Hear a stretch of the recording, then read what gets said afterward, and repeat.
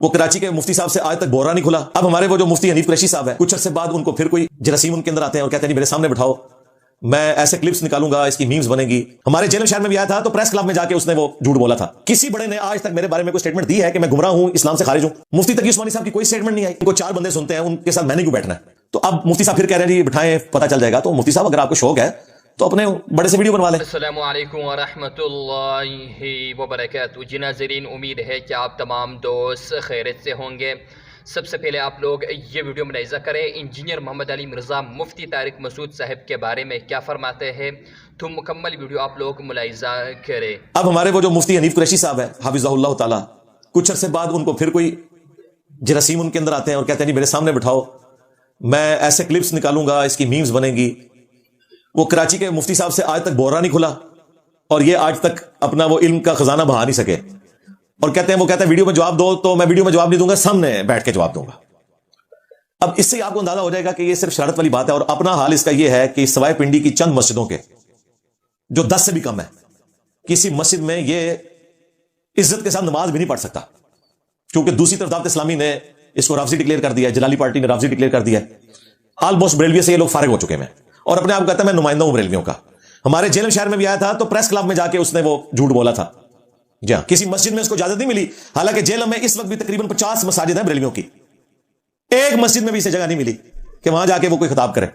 اپنا حال اس کا, اور یہ کہتا ہے میں بریلویت کا نمائندہ بن کے ہوں, جبکہ جیلم کی ایک مسجد بھی اسے پناہ دینے کے لیے تیار نہیں ہے. تو میں نے کہا تھا کہ بھائی اپنے بڑے سے ویڈیو بنواؤ, اور یہ بھی تمہاری خواہش کے اوپر. آج تک ہماری یہ ڈیمانڈ جو ایک آرگنائز طریقہ ہے, پچھلے دنوں جو باسط ندیم صاحب نے مجھ سے آن لائن انٹرویو کیا ہے, انہوں نے کہا یہ بڑی سائنٹیفک بات آپ کرتے ہیں کہ یہ تو لاکھوں میں ہے, آپ کس کس کے ساتھ بیٹھیں گے؟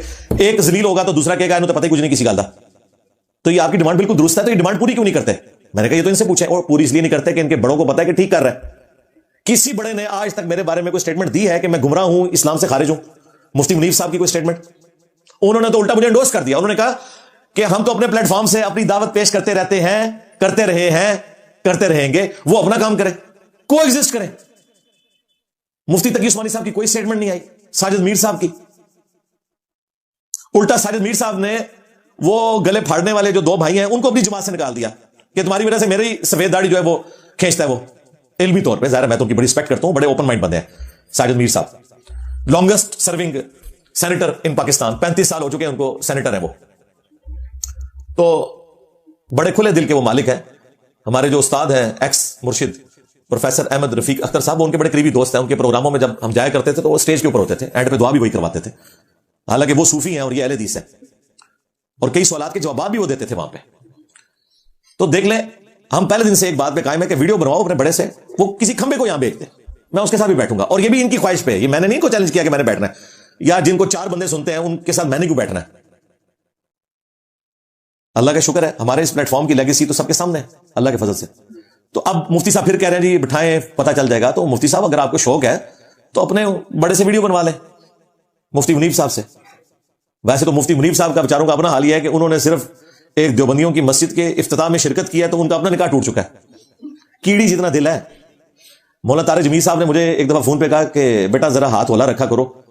میں نے کہا جی آپ نے کوئی سخت ہاتھ رکھا تھا, آپ نے صرف ایک حدیث بیان کی تھی من کنت مولا فہذا علی مولا, تو آپ کو انہوں نے رافضی کہہ دیا. کہتے ہیں رافضی کیا, مجھے دھمکیاں دی سپاہی صحابہ والوں نے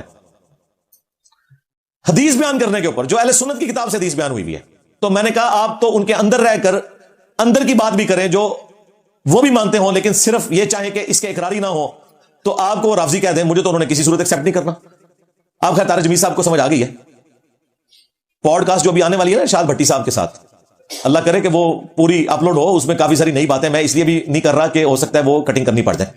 تو اگر وہ آ گئی تو بڑی اسٹانشنگ باتیں اس میں آنے والی ہیں طارق جمیل صاحب کی طرف سے انشاءاللہ تعالی. تو طارق جمیل صاحب کو ان لوگوں نے فارغ کر دیا, ہمیں کہاں سے انہوں نے ایکسیپٹنس دینی ہے. تو مفتی صاحب کو پھر میں ریکویسٹ کروں گا, آپ کو کچھ عرصے بعد دوبارہ سے کوئی مسئلہ ہوتا ہے اور آپ سیدھا کہتے ہیں جی سامنے بٹھا دو مجھے, اللہ کے بندے اپنے بڑے سے ویڈیو بنوا لو, تو جب تمہارا دل کرے آ جاؤ. میرا موبائل نمبر بھی سیل نمبر بھی اکیڈمی کا ان کے پاس موجود ہے. دوسرے ہمارے جو مفتی صاحب ہیں کراچی والے, ان کو بھی کچھ عرصے بعد کچھ نہ کچھ کوئی پرچی لکھ کے دے دیتا ہے, تو وہ بھی جو سیز فائر ہوئی ہے وہ پھر دوبارہ سے فائر کھول دیتے ہیں. ابھی انہوں نے پھر لچ فرائی کیا اور انہوں نے کہا کہ یہ انجینئر صاحب جو بار بار چیز ہائی لائٹ کرتے ہیں کہ ہمارے بزرگ قبروں سے مانگنے کے قائل تھے، اور وہ قاسم نانوتوی صاحب کا بتاتے ہیں ارواح ثلاثہ سے کہ وہ مرنے کے 6 سال کے بعد قبر سے نکل کر آئے اور 2 مولویوں کی صلح کروا کے واپس چلے گئے، خواب میں نہیں، بیداری میں. اور جس مولوی کو ملنے آئے تھے سخت سردیوں میں بھی لحاف کے اندر اس کا پسینہ چھوٹ گیا تھا. ظاہر مردہ نکل کے آ جائے آپ کے سامنے تو صرف پسینہ نہیں، کچھ اور بھی نکل سکتا ہے بندے کا. تو کہتے ہیں دیکھیں ہمارا مذاق اڑاتے ہیں، یہ کوئی ہمارا عقیدہ تو نہیں ہے. اور دوسرا یہ واقعہ تو جو ہے وہ ہم مانتے نہیں، اس کے فٹ نوٹ پہ لکھا ہوا ہے کہ یہ واقعہ درست نہیں ہے. تو اس پہ میں صرف یہ بولوں گا لعنت اللہ علی الکاذبین، جھوٹوں پہ اللہ کی لعنت. فٹ نوٹ پہ یہ نہیں لکھا ہوا کہ واقعہ جھوٹا ہے. فٹ نوٹ پہ اشرف علی تھانوی صاحب نے فٹ نوٹ لگایا ہے، انہوں نے اس واقعے کی توجیہ بیان کی ہے. انہوں نے کہا کہ یہ جو شکل و صورت کے ساتھ قاسم نانوتوی صاحب فزیکلی قبر سے نکل کر آئے، اس کی 2 صورتیں ہو سکتی ہیں. یا تو کوئی امثالی بدن تھا جو روح کے ساتھ مل کر اس بندے کے سامنے آ گیا، یا مولانا کی اپنی روح نے ان کی قبر سے جسم کو اٹھایا اور وہ دیوبند مدرسے میں آ گیا. اور یہ مفتی جھوٹ بول رہا ہے، کہہ رہا ہے کہ اس کے نیچے لکھا ہے یہ واقعہ ثابت ہی کوئی نہیں. لو سمو، ان کو شرم بھی نہیں آتی. حاشیہ الٹ لگا ہوا ہے اور یہ کہہ رہا ہے جی ثابت نہیں ہے، اور یہ پرنٹ انہوں نے خود کیا ہوا ہے. پھر میں نے آج سے کچھ 14 سال پہلے، 14 نہیں بلکہ اب تو 16 سال ہو چکے ہیں، 2009-10 کی بات ہے، قبروں سے فیض کے عقیدے کا تحقیقی جائزہ، اس میں نے علماء دیوبند کے 1 نہیں 2 نہیں 3 نہیں کچھ 6-7 واقعات ان کی کتابوں سے بتائے تھے کہ کوئی قبر کی مٹی چاٹ رہا ہے، کوئی قبر والے سے جا کے باتیں کر رہا ہے. اس طریقے سے قبروں سے فیض لیتے ہیں. اور یار چھوڑ دیں، یہ پچھلے دنوں جب حاجی عبدالوہاب صاحب کو دفنایا رائے ونڈ میں تو لوگ وہاں کہہ رہے ہیں جی ان کی قبر سے جو ہے وہ خوشبو آ رہی ہے، بڑی خوشبو آندی ہے جی آج سینٹر روڈ دے تو خوشبو کئی دن تک آندی رہے گی. پھر لوگوں نے مٹی بھی لینی شروع کر دی، پھر انہوں نے منع کیا. تو میں نے منع کرنے کی ضرورت نہیں، آپ کے بڑے بھی یہی کچھ کرتے رہے. وہ سارے واقعات میں نے نقل کیے ہیں، ریسرچ پیپر نمبر 6 ahlsunnatpak.com سے آپ ڈاؤن لوڈ کریں. اور پھر ساتھ مفتی صاحب نے یہ بھی ڈنگ مارا کہ یہ جو سیاسی جماعت کے لوگ کہہ رہے ہیں کہ انجینئر صاحب مذہب پہ گفتگو کر سکتے ہیں، سیاست پہ نہیں کر سکتے، تو انجینئر صاحب کو تو مذہب پہ بھی گفتگو نہیں کرنی چاہیے. کون کہہ رہا ہے کہ جن کے بزرگوں نے دوسرے فرقوں کو اسلام سے نکالا ہوا ہے؟ میں صرف مفتی طارق مسعود صاحب سے یہ پوچھوں گا، آج آپ کہہ رہے ہیں کہ اہل حدیث جو ہیں بدعت کے پوائنٹ آف ویو سے دیوبند سے بھی بہتر ہیں، ان میں بدعت کم ہے، لیکن المحند علی المفند میں آپ کے بزرگوں نے اہل حدیث کو خوارج لکھا ہوا ہے. اس سے بھی پہلے فتاوی شامی میں در مختار کے حاشیے رد المختار میں خوارج کی ایک جماعت کہا محمد بن عبدالوہاب صاحب کو، جن کو سعودیہ والے مجدد مانتے ہیں. تمہارے بزرگ خارجی کہتے تھے، ملکہ وکٹوریا کی پیداوار کہتے تھے اہل حدیث کو، آج تم کہہ رہے ہو وہ بہتر ہیں. اس کا مطلب ہے کچھ عرصے بعد تم بھی کہو گے انجینئر صاحب بہتر ہیں ہمارے بزرگوں سے بھی. تمہاری عوام تو کہہ رہی ہے، مجھے پتا ہے، اسی کی تکلیف ہے تمہیں. دوسرا، تم لوگوں نے مذہب کا ٹھیکہ لیا ہوا ہے. تبلیغی جماعت کے پاس ڈگری ہے مدرسے کی جو پوری دنیا میں وہ پھر رہے ہیں، ان کو تو تم نے وہ آیت صحیح بتائی ہوئی ہے، کنتم خیر امۃ اخرجت للناس تأمرون بالمعروف وتنہون عن المنکر وتؤمنون باللہ. تم بہترین امت ہو، پوری امت کا یہ کام ہے جو لوگوں کے نفع کے لیے نکالے گئے، لوگوں کو نیکی کی طرف بلاتے ہو، برائی سے روکتے ہو اور اللہ پر ایمان رکھتے ہو. اور صحیح بخاری کی حدیث بلغوا عنی ولو آیہ، پہنچا دو میری طرف سے اگرچہ تمہیں ایک آیت ہی آتی ہو. لیکن یہ پھر وہ ڈگری کے چکر میں، ڈگری کے اوپر میں کافی دفعہ بول چکا ہوں. اور اگر ڈگری کے علاوہ کسی کو رائٹ نہیں ہے دین پہ بات کرنے کا، تو جب خان صاحب نے UN میں تقریر کی تھی تو یہی مفتی صاحب تعریف کر رہے تھے. اس وقت کہنا تھا خان صاحب آپ کی تو فیلڈ نہیں، دین پہ کیوں بات کر رہے ہیں. اور جنرل عاصم منیر صاحب جو اس وقت سٹنگ آرمی چیف ہیں، جب وہ مولویوں کو خطاب کرتے ہیں وہ تو فر آیتیں پڑھتے ہیں. وہ بھی عالم دین نہیں ہے، حافظ ہے. تقی عثمانی صاحب سامنے بیٹھے ہوئے ہیں، ان کے ریپ بیٹھے ہوئے ہیں. کسی مولوی نے نہیں کہا کہ حضرت صاحب تسی تے حافظ ہو چھڑے آیتاں کو سنا دو، اس کی تشریح تو ہم کریں گے. ISPR کی بریفنگز میں جا کے مفتی طارق مسعود صاحب بیٹھتے ہیں اور سامنے وہ چودھری شریف صاحب جو ہے ان کو قرآن و حدیث کے حوالے دیتے ہیں. اس وقت ان کو کیوں نہیں کہتے کہ جی آپ کی فیلڈ نہیں ہے، کہانیاں بنائی ہوئی ہیں، ایک چٹکلا چھوڑ دو، بعد میں بے شک بے عزت ہوتے رہو. مفتی صاحب جو آپ سائنس پہ بات کر رہے ہوتے ہیں، آپ کی فیلڈ ہے سائنس، ہم نے کبھی اعتراض نہیں کیا بھائی جس کے پاس انفارمیشن ہے وہ بات کرے. ہاں انفارمیشن صحیح ہونی چاہیے. اگر پرائمری اسکول کا بچہ آپ کو کہتا ہے نا آیت نمبر 279 سورۃ البقرہ میں لکھا ہے کہ سود خور کے خلاف اللہ اور اس کے رسول کا اعلان جنگ ہے عز وجل و صلی اللہ علیہ وآلہ وسلم، تو اس کی ڈگری کی ضرورت نہیں ہے، آپ نے آیت کو فالو کرنا ہے. ہم بھی ڈاکی ہیں، قرآن و حدیث کے حوالے دیتے ہیں. اگر وہ حوالے غلط ہیں اس پہ آپ ہماری گرفت کریں، اگر حوالے درست ہیں تو آپ اس پہ عمل کریں اور اپنے بزرگوں کو پٹو بیگ ہے، منو نہ پٹو. تو یہ بھی مسلم ٹوڈے کے اوپر میں نہ دیکھتا تو مجھے پتہ نہیں چلنا تھا کہ یہ اس نے ارواح ثلاثہ کے اس واقعے کے بارے میں. اب ان کی عوام تو وہ دیوبند دماغ بند ہے نا، تو میں نے ان کے دماغ کھول دیے ہیں. مفتی صاحب کے کئی نمازی ہیں جو الحمدللہ رسول اللہ کے ساتھ جڑ چکے ہیں الحمدللہ ہمارے پلیٹ فارم کی برکت سے. تو اللہ کا شکر ہے جب یہ ویڈیو چڑھے گی پھر ان کو لوگ جا کے پوچھیں گے کہ حضرت یہ کیوں جھوٹ بولا آپ نے.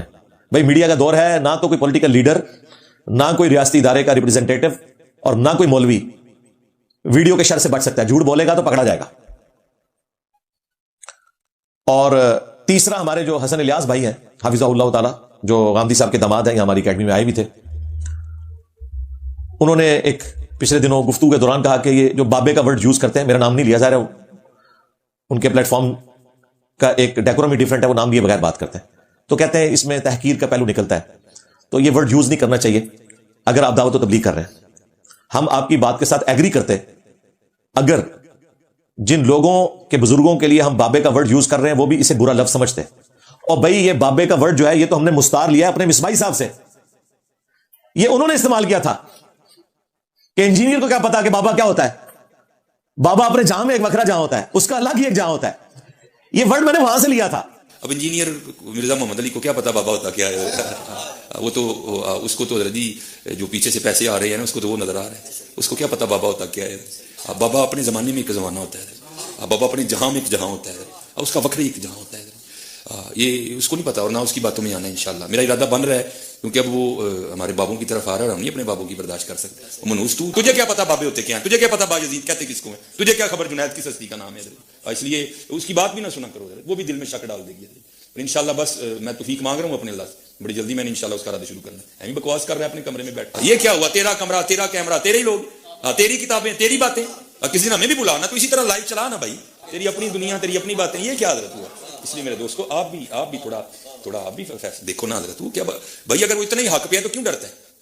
ہم نہیں گنے لے کے جائیں گے اور ہمیں گن کی لوڑ ہی نہیں. ہم تو درود والے ہیں حضرت، ہم نہیں برود والے حضرت. ہمارا درود ہی ہمارا برود ہے حضرت، ہمیں نہیں لوڑ کوئی بھی حضرت. ہاں بلائے نا حضرت، اگر وہ اتنا ہی سچا ہے. اگر اصل میں لوگوں کا بھی تھوڑا مزاج بن گیا ہے کہ باطل کو جلدی تسلیم کر لیتے ہیں حضرت. بات اتنی جلدی نہیں ہے حضرت جی. اگر چلو 100 نکال دیا تو کیا 1300 سالوں سے دنیا باطل پہ تھی؟ آج تو اکوالا جام پڑا ہے، تجھے کیا نظر آ گیا الو کے پٹھے؟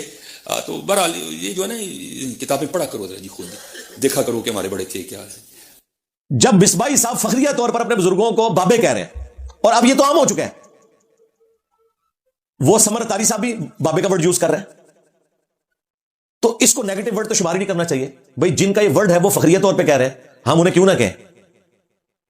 لہذا حسن الیاس بھائی سے میری مودبانہ ریکویسٹ ہے، چونکہ آپ کا مزاج بھی دھیما ہے تو آپ کو دھیمے مزاج میں ہی ہم جواب دیں گے کہ آپ تھوڑی تحقیق کریں.